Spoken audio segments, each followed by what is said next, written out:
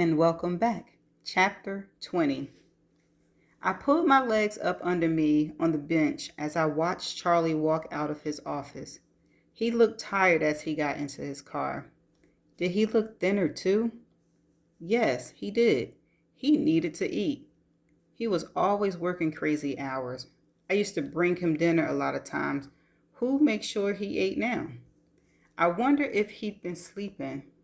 I knew it was hard for me. Between fate and this job, now I had suits tracking me, and I was too afraid to even tell anyone.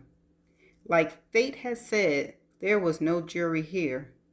Harold hated me, and fate didn't trust me. I just have to take my chances, keep my own counsel, and hopefully get out of here before the situation escalated. Charlie's car was pulling out of the driveway when I heard footsteps approaching. You've got to stop. Fate was standing behind me, but I didn't turn. I just needed some time alone, away from them and everything to do with the office. I'm not looking for company right now. Instead of leaving, he sat down next to me. This is the problem, and your problem is becoming my problem. He doesn't even notice me. That's not what I'm talking about. This is why you aren't picking up as much as you should. I bet this is why you couldn't pick up on Maxwell. If Suits wants him, there's something off. And for good or for bad, I bet it's strong enough to show up in his karma.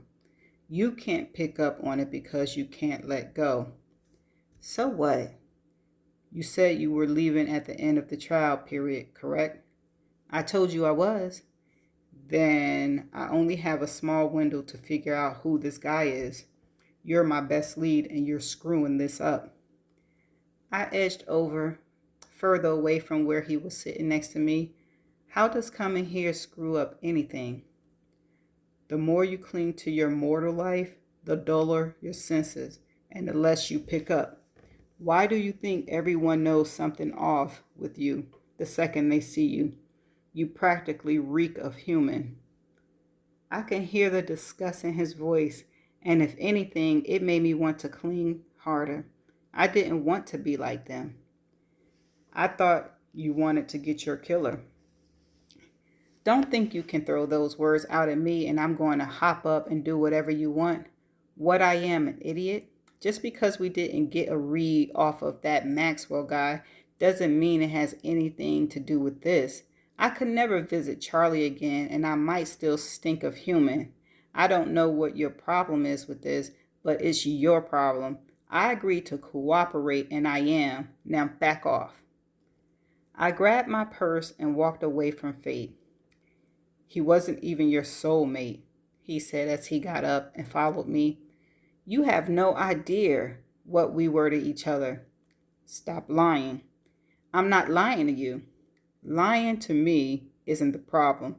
I know it's bullshit, and I make my arrangements accordingly. You're lying to yourself, and that's it. That is an issue. He stepped around and stopped right in front of me. Come on. What?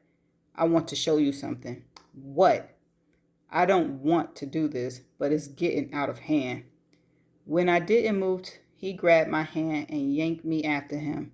You're so bossy. We walked to his car where he opened the door for me and waited. Where are we going? You'll see. Get in. Charlie had left for the day, so I didn't care enough to fight about staying. If I had to go see something with him to get him to back off, it was easier to just go. I signed extra loud, voicing my annoyance, but I got in the car. We drove several blocks away and parked on the street. Walking between the houses to beach accesses, the sun was just starting to set in. We stopped in front of a 2-story beachfront house. Would you mind explaining what we're doing at the beach? Now we wait. I'm not standing out here all night. 5 minutes and I'm leaving. He looked down at his watch. Only need 2. He tapped my shoulder and nodded to the house we were in front of, just as the sliders to the deck were opening. When I saw the intense expression on Fate's partly shadowed face, the panic set in. I felt lightheaded and my legs were weak, but I didn't tell him that. I want to leave. I'm not into peeping Tom scenes. He grabbed my wrist when I went to walk away. I tugged at my arm, but he wasn't budging. You already know, don't you? It sounded like an accusation. I swallowed hard but didn't answer. He wasn't going to let it go, so I was forced to let this play out. I looked at the house. An elegant brunette walked out, followed by Charlie, both with a glass of wine in their hands. I knew all of Charlie's friends and I didn't know her. I stood transfixed, watching as the woman walked over to the railing and put her glass down on it. Charlie followed and placed his beside her. Then the woman's back to the railing. Charlie placed his hand on either side of her. I've never taken a real beating in my life, but I knew I would have preferred the physical pain compared to what it felt like now. I watched as he leaned in closer until there was no possible excuse left that could be made. His fingers threaded through her hair as hers found his shoulder. They were obviously oblivious to us watching. Why wouldn't they be? We were just two strangers enjoying the beach on a nice evening. And he didn't just meet her. But you knew that, didn't you? Fate was angry and I didn't understand why. I was the one watching my fiance with another woman. Do you get some strange satisfaction out of this?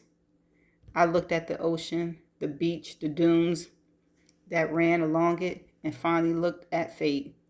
I looked anywhere but back at Charlie. I don't understand, he said, and I could tell he meant it. Why do you care? Yes, I knew. I didn't have any facts or details, but I knew the way women always know. Why did you stay? His hands gripped my shoulders. I don't know.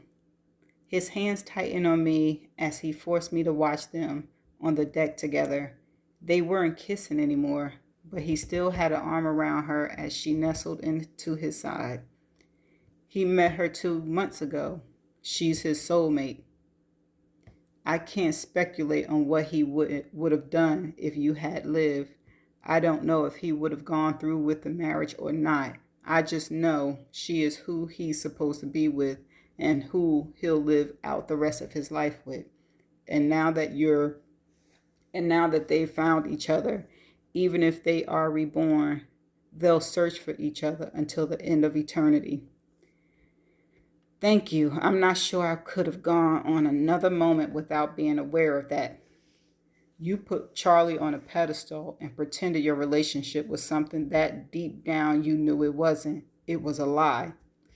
Why was he doing this to me? I just wanted to get away, but I wasn't going to struggle with fate and have him see how much it was bothering me. Did you have to cultivate being this much of an ass? I don't understand.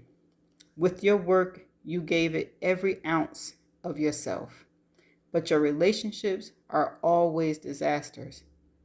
I'm dead now, so I guess it doesn't matter. You still don't get it. I'm not just talking about this life. I'm talking about your last 10. You've done this over and over and over again. It's exhausting to watch, even as a bystander. For fuck's sakes, just once, don't settle for this crap. He finally let go of my shoulders and I moved quickly to leave. I didn't care how it looked anymore or if I appeared weak.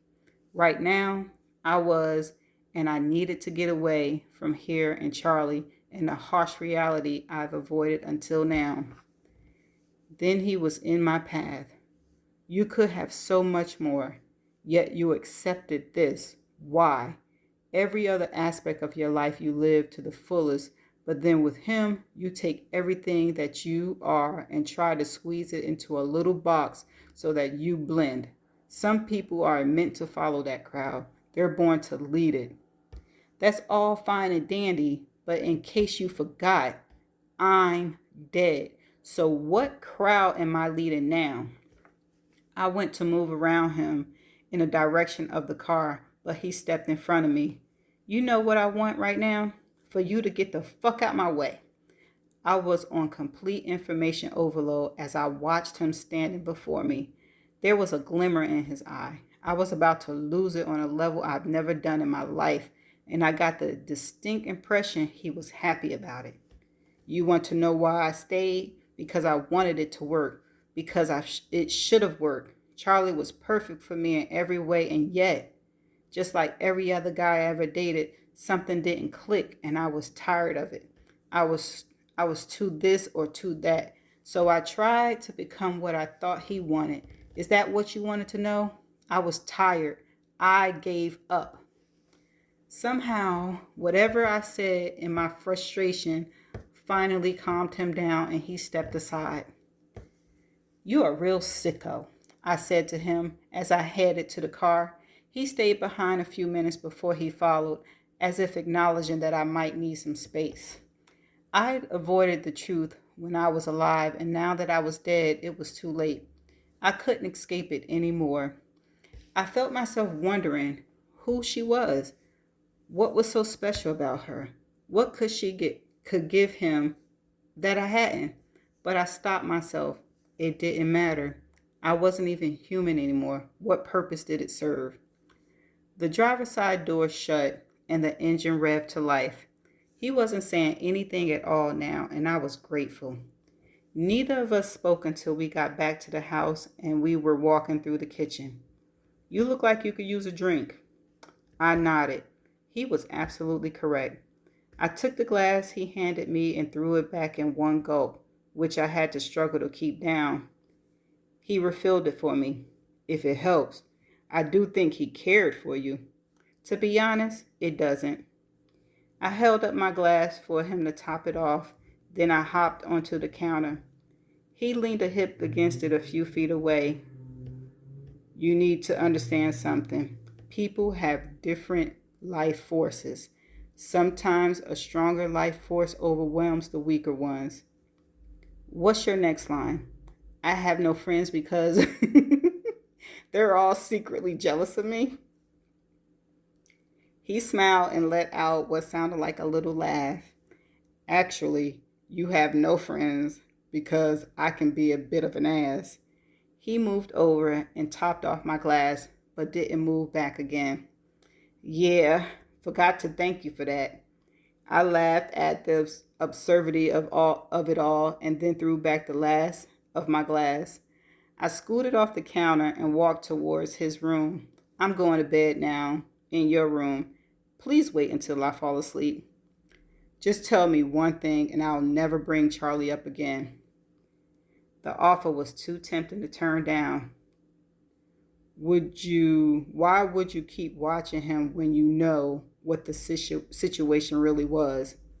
I took a shaky breath before I forced the words from my mouth.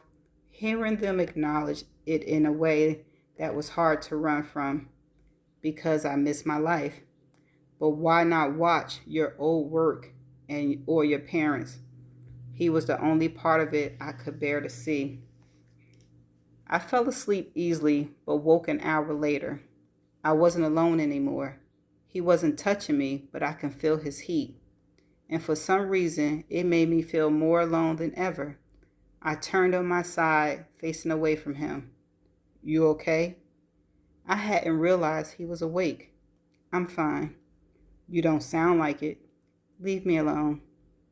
I felt him turn in bed, and then his hand was resting on my shoulder.